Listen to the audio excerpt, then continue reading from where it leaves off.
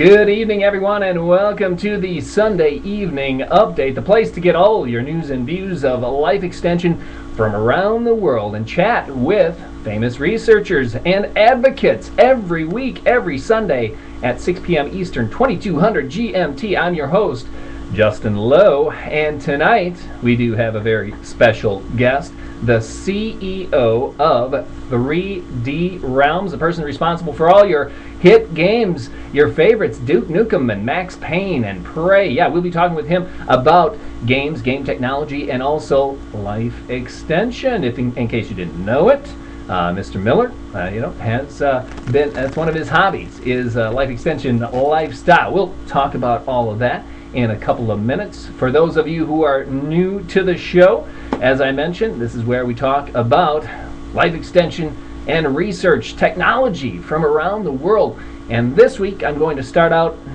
with a little bit of a sad note. Just last night I had to attend a funeral of a friend's mother, only 63 years old, wonderful woman, unfortunately a victim of pancreatic cancer. Boy, isn't that one disease that still causes a lot of suffering and death around the world. Well, in the news this week, finally we have some good news, some cancer research that has gone through at least successful trials in mice. Many thanks to Costas, a member at the Institute, who posted this in the forums of a nanotechnology breakthrough that is helping cure cancer. It's one of these miracle nanotechnology cancer time bomb thingies that you hear about.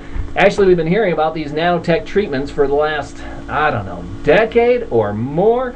You know, nanotech particles go into your cells and kill the cancer cells, and it's a little nano time bomb and all this. And boy, I've been getting a little fed up with cancer research and all this hype of nanotech cancer trials and whatnot, and it doesn't seem like anything is panning out. This particular nano treatment to torpedo cancer, as you can see here on the graphic, has gone through successful mouse trials, but it's still 2 years away from starting human trials. So unfortunately, this is one of the bottlenecks in all kinds of longevity research is, regulations. You know, you have to get things approved, and the FDA has to look over all these trials, and you have to go through phase 1 and phase 2 and phase 3 before it even gets on the market. If you follow any of these trials, you know that I have been talking with Wake Forest University about a cancer treatment, an immune-based cancer treatment that they are working on with Zheng Shui, and that has been delayed as well.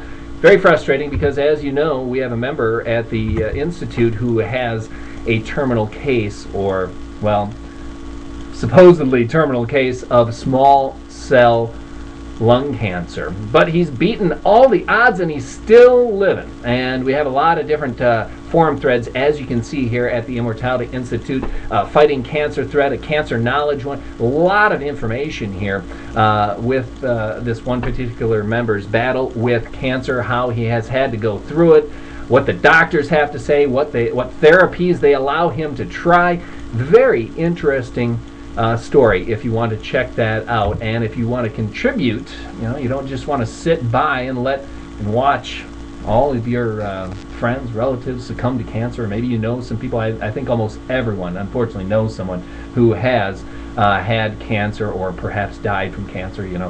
Check it out. Join the discussion. Find out what treatments work, what don't, and what we can do to help promote cancer research in the future. Some other top news from the week, talking about longevity and some of the media play it gets. Here is an article posted by Leonid Gavrilov of Chicago. Search for immortality may be within reach. It's an article in the Vancouver Sun. Yes, believe it or not. And on the front page of that article, they show a picture of I don't know how to say her name, Jean Clement. It's French name, I just say Jean Clement. I think that's how most English people would say. The oldest living person ever, 122 years old. There's a picture of her. And in this article, in the Vancouver Sun, they speculate, hey, there might be a human living that's 130, 140, 150 years old. But there just isn't a lot of good verification, birth certificates and such things like that. But an interesting little article, and in the comments section, of this article, if you do check it out, Vancouver Sun, Search for Immortality, I noticed one fellow, he said, yeah, I've always been an active person, and I've exercised, and I lift weights, and I go snowboarding and all of this, but he said he's almost 60, and pain is a constant companion. I hear that a lot, and I'm only 38, and I know what he's talking about. I know how things affect you. It happens slowly, but if you are concerned about health and life extension, you really start to notice it once you get up in that age range. And I wonder if our guest tonight perhaps has thought about that. I think he's just a little bit older than I am. And of course, I'm talking about Scott Miller, CEO of 3D Realms and co-founder of Radar. The Radar Group recently started. Many of you know him, and as I see that you're talking in the chat already, that's another thing I want to mention here.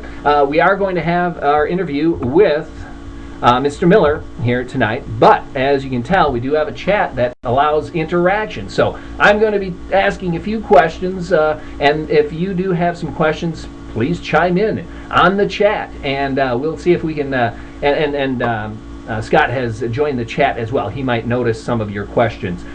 So please, this show is built for interactivity. So let me get back to that. He basically created, or at least co-created, the first-person shooter genre in computer games. Pretty amazing, yeah. Quite a highlight in his career. A lot of highlights in the game industry. And PC Gamer just named 3D Realms one of the top computer development or computer game development outfits in the world, or in history, I guess. They named the top 49, they thought, and on that list was 3D Realms. So I don't want to just sit in here and babble all night. I want to welcome our guest to the show. Good evening, Mr. Miller. Hi, Justin. Glad to be here. Well, wonderful to have you here. I just want to cut to the chase. I see a couple of people are already talking about some of the games in the chat already. So just let me start out. What's in the pipeline? What exciting new things can we expect from 3D Realms or the Radar Group this year in the game industry? Well, starting off with the heavy hitter already, are you? Yeah, the heavy hitter, getting right to it. Nowadays, the game industry, you don't come out with a game every year. It's even a struggle to come out with a game every 3 years. And as we've shown, it's a struggle to come out with a game even in 10 years. 2 years? People who know about 50. Really? What's that? It takes generally every other year, you're saying? Well, games are just so complicated now. There's so much detail in the environments and the code is so intricate. The teams have ballooned. It's hard to find any team under 40 people nowadays, whereas 10 years ago, that would have been unheard of. Even teams like the original Duke Nukem 3D, that was a team of about 8 core people, and at the height of the project, it got up to about 12 people there near the end. Nowadays, that's barely even what you would call a prototype team, which is a team that's involved at the very early stage of the project, just getting the concept in order and getting concept art and getting some initial coding done. Games like GTA, at certain points through the development, actually get over 100 people. So nowadays, it's a really big business. The bigger games are costing upwards of $20 million. So we're approaching movie-style budgets. You said $20 million to develop a top flight game. Yeah, I think that even the more expensive games even get to $35 million plus dollars. The very upper end expensive games. So yeah, it's a real deal now. Games is pretty serious now. Right. Yeah, I know. But as far as I know, writing and music and artwork and I know it's a whole production. Like you said, it's getting